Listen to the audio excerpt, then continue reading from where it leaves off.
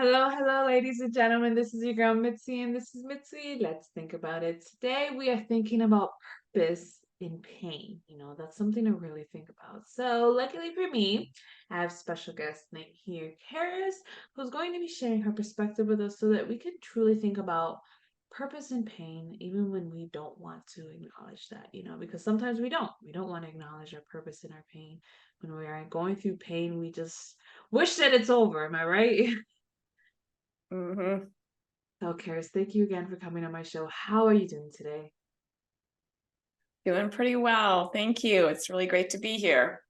Awesome, awesome. So, I'm so glad that we get to talk about this because I know that a lot of people have this struggle, and I'm just curious, what was your your moment where you realized like there has to be purpose in what I'm going through?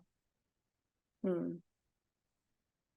Yeah, so I think one of the things that, like you said, we all living on this earth, we all are going to experience pain or suffering or trouble, whatever, however you want to label it. And, some people go through things that are harder than others, but at some point inevitably we're going to go through something that's difficult. And for me, I so it's kind of a long story, which I won't go into, but I developed some chronic illnesses when I was about 25, and um 18 years later now I'm still dealing with quite a bit of health problems that have just not they've continued to get worse over the years and kind of shift to some very difficult things. And so it's something I never expected. I grew up very healthy. And so I think when I first started having poor health, I thought, well, I will just kind of get through this. I'm strong enough. I'll just be able to kind of plow through it, and, I'll get better and everything will be great. Well, it didn't just go away. And so then I came to a point where I realized, you know what, I can't just do this by myself. I grew up in a Christian home, and I have a strong faith. So my foundation has always been my relationship with God, and I have always found encouragement and strength there in the Bible. And so that's always been something that has been a foundation for me. But I think um, the suffering and the physical pain that I started to experience kind of drove me deeper in my faith too, to ask questions like why do we have to go through pain? And if God is such a good God, why does he allow, there's a lot of questions that people ask when they are going through something difficult. And so about 5 years ago, I just really felt led to start writing about what I was going through. I was at a very low point. I had just developed neuropathy, which is where I have numbness and tingling in my legs and feet and arms and hands, and to the point where I ended up in the hospital because I couldn't walk for a while. And it was just a very frightening time. And during that time is when I felt called to start writing about what I was going through, and kind of how I was keeping hope, how I was continuing to make it each day, and really make it kind of a ministry, like reaching out to people who also I knew were struggling.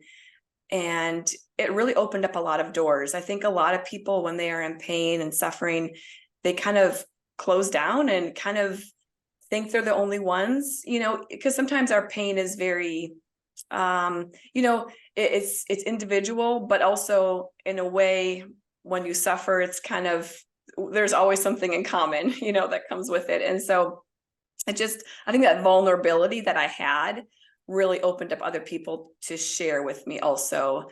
And then I ended up writing a book, but last year.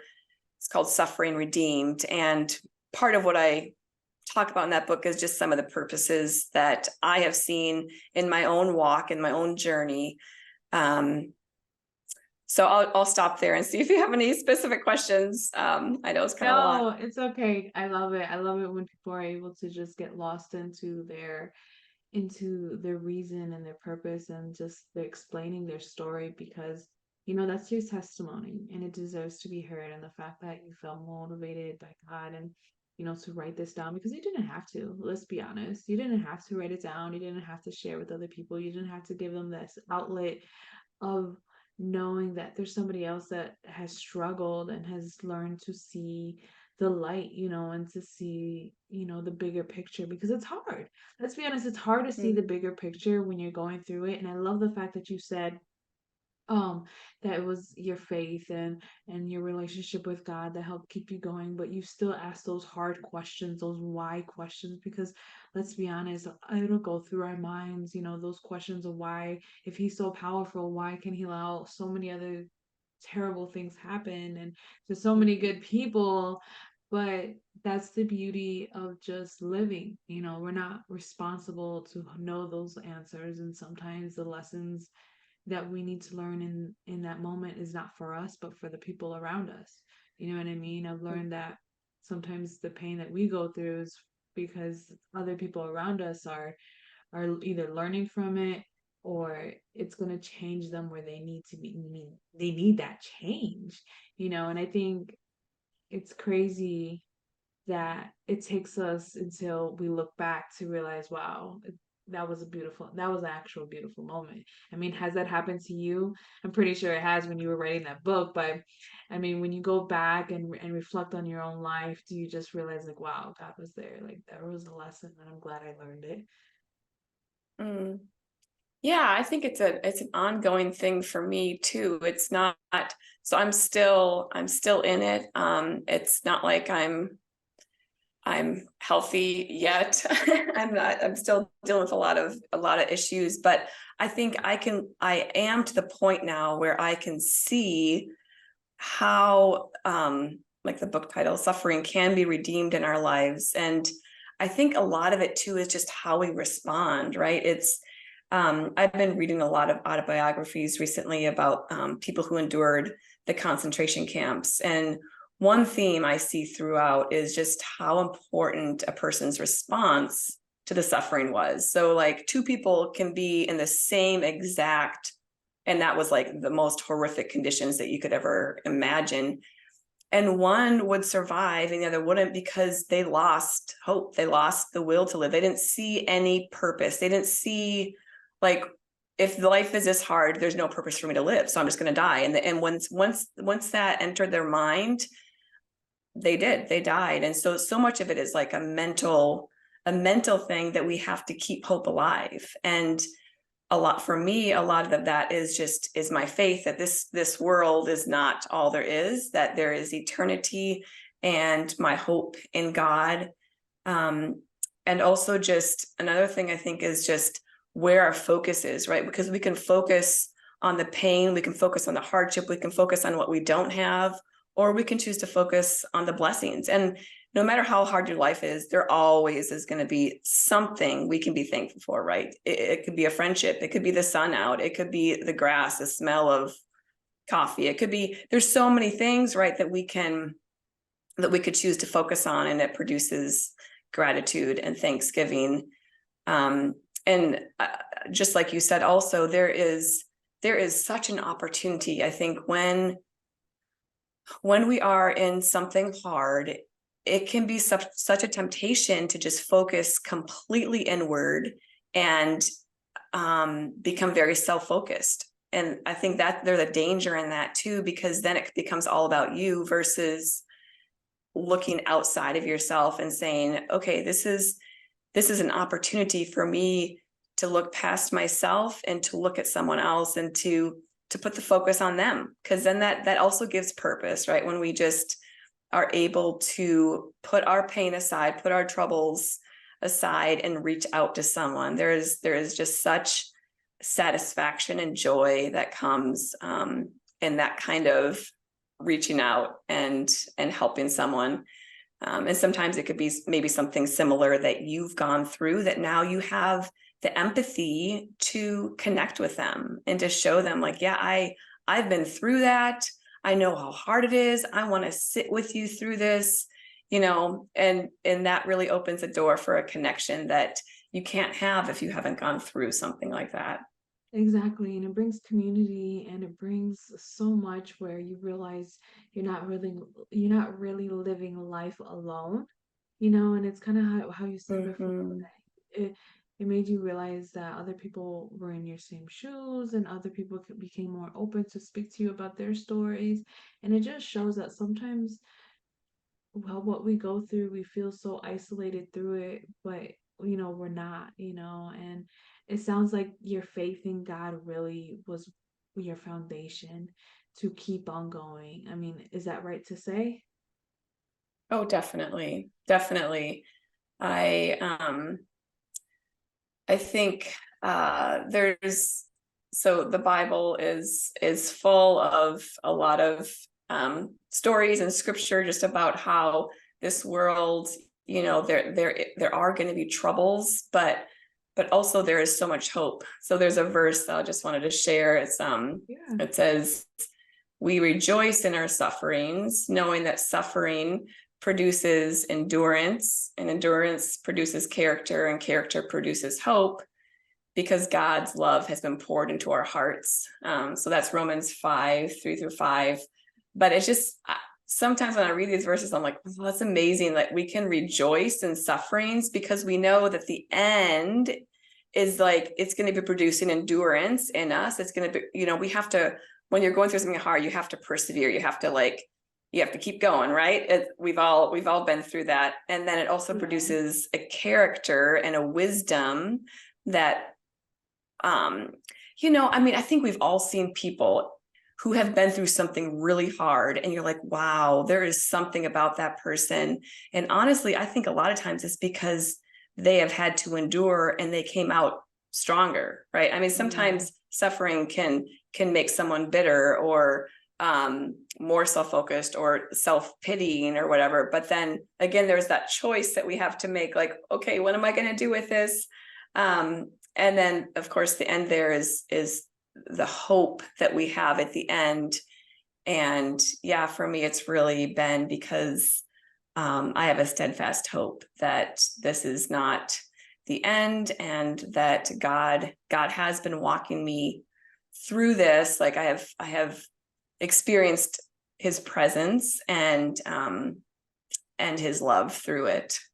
I think it's a beautiful thing that you can say that because I strongly believe that God is a personal God, that he likes to have that relationship with one another, you know what I mean? And when it's personal, you can't just you can't help yourself but to smile and to just appreciate that what God is doing for you. And when you hear stories of other people and how they claim God and how they were also their foundation, it just shows that God is so alive in so many people's lives, and it shows how much he really does care. But it comes back down to what you said earlier about choices. We have the choice to choose. It's part of free will to choose to act and Mm-hmm. move and think and operate in a certain direction that you choose to do, because like you said, when you meet those people that are just full of light but you heard them comes from the bottom of the barrel, you're like, goodness, how did you make it alive? Like, how are you still shining? And it does come down to those choices. And I'm a strong believer of God myself, and I think it's it's hard not to give God the glory in our lives. You know what I mean? When you see him do so much and provide in times where you were just like, this is not capable for my own being. Like, I can't, like I can't get up by myself without God. I can't do this. I can't function. And it's beautiful because I see that the more you lean onto him, the more he shows himself and shows up in your life, and it's a beautiful thing. But I mean, what is your opinion on that, if you don't mind me asking? Yeah, well, I really like how you said you lean on Him, because I think, when things are going well in our lives, it's easy to think, oh, I can, it's all, I got it together. I can handle it. And, a lot of people only turn to God when they have trouble, right? A lot of people, that's when they suddenly realize, oh, I need to pray. I need to cry out to God because I have this issue, which God is so gracious, and he receives us in those moments. But I think when we are going through something, especially if it's like ongoing or longer than we would have hoped, that it produces this dependence that God, as our creator, wants from us. Like he wants us to lean upon him, to have him be the person that we go to, that we cry out to, that we'd find comfort in. And I have really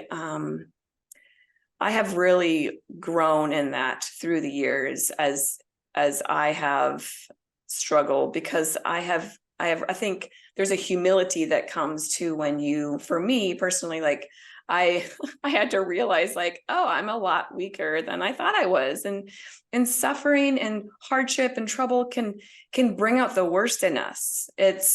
I heard this illustration once where there's like a glass jar and there's water in it and there's like sediment, dirt on the bottom.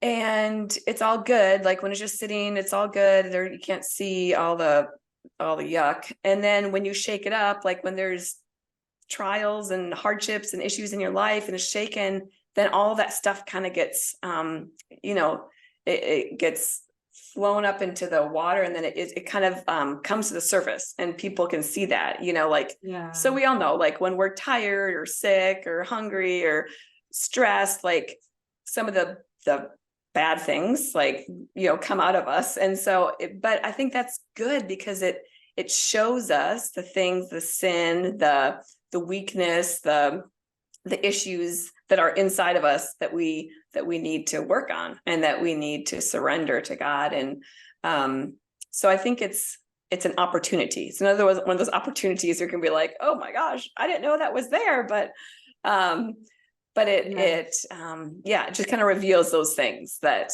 maybe wouldn't come out if life was great. You're absolutely right, because I actually met this lady years ago when I was young. I think I was like 9, 10, and it just stuck with me now to this day. I always will remember her and her story because she said, I met her when I was living in like a group home, like I don't remember. Never mind. I guess that's irrelevant. But I'm sorry. Anyways, that was the mind fart. I met this girl. She said that she said that she had to learn her lesson because she was very arrogant and prissy and just really snobby and just was not humble at all. She always made fun of people and she was a bully, and she got in a really bad car accident, and after that point she lost ability in her legs, so she wasn't able to walk. But she says after that point in my way to recovery, I found God and he helped humble me because now I see life and people and myself differently. And ever since she said that, it just made me wonder, like sometimes I wonder if she didn't walk in life in that perspective before that accident could have it been prevented. You know what I mean? Because sometimes people say Mm. that if you judge others, then that judgment will come upon you to live that in your own life to see if you how you would handle it. I mean, what is your thoughts on that? Do you think that's true? Mm. Yeah, so I think one of the things, so I think that story is probably, has happened a lot where um you know again, like where we're walking along in life, and then something happens, and like you said, it humbles us and reveals, like, oh, maybe I do need God, or maybe I wasn't living the life that I thought that I should be. Um and I think that's just maybe God's grace in showing us, through something hard. I never think God causes hardship in our lives, but he can use it for good. And then, yeah, I think, how we judge others is, that's a huge topic, But I think, a lot of it, there's so much grace that we have been given in our lives, so much forgiveness, especially from God. And something that you know, always try to live by is like trying to extend that grace as much as possible instead of judgment. We could judge all day long and never never get it all right, and it doesn't Yeah, do anything for our hearts. it I doesn't. think there's a place where we if we're in authority over someone, we need to discipline or whatever. Like as a parent, like I'm gonna discipline my kids when I see them doing something they shouldn't do. But that's different than like seeing some random person and then like judging them because I'm like, oh well, why are you doing that? Or why did you choose that? Or you know what I mean? Just things that Yeah. is not really beneficial for anyone. And Mm-hmm. instead of, believing the best about someone and extending grace to that person and saying, I don't know what they've been through. So I'm just going to choose to believe the best about them. And um, it's not for me. I'm not God. So God, I think it's not for us really to judge. I think God is the ultimate judge, and it's not our place really to judge other people.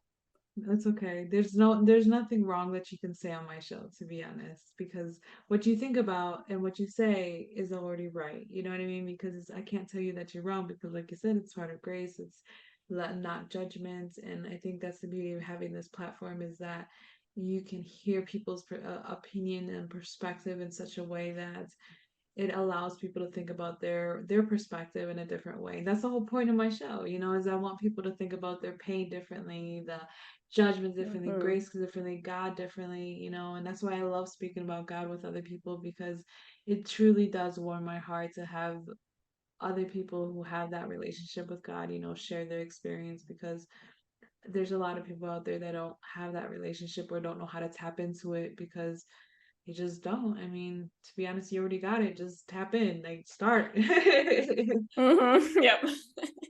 And I do appreciate you coming on my show because it has been such a great time and hearing everything that you had to say about your purpose and your pain and how you wrote it in a book and you shared it to the world is something that needs to be done more often. I always hear that there's a story in everybody, but sadly, not everybody writes their story. Not everybody could. Mm. Not everybody actually saves another person if they could actually wrote their story. And you probably saved a handful of people just by writing your story in less than a year, and that's the beauty of it. So I do thank you for your time and coming on my show because goodness, this has been so good. I feel like we could keep talking for hours on end about life Yeah. and God and everything. I had to look at the time and I was like, goodness gracious. So just to fully wrap up the show, what can be some lasting words that you can leave us off with to keep on thinking? Hmm. Yeah, I think one of the biggest things is just to not give up hope and not keep your pain to yourself, right? Not shut down, not become self-absorbed in it. Reach out. There's people who care, there's people who want to share your burdens with us, with you. And so yeah, don't do it alone. Perfect. Perfect, perfect, perfect. Thank you so much, Karis, again for coming on my show. That's it. That's what I all have for you. If you want to know more about Karis and you want to reach out to her, please just check out my website. I have her lovely photo with her website. Just click right under it and it'll go directly to her site to find out more, to find that book and read it. Read it if you want to feel like you need to redeem your own suffering. This is a great way to really start shifting that perspective in a different way so that you can move about your life differently because it's your life. You have to live it, right? So always keep thinking, y'all. Bye.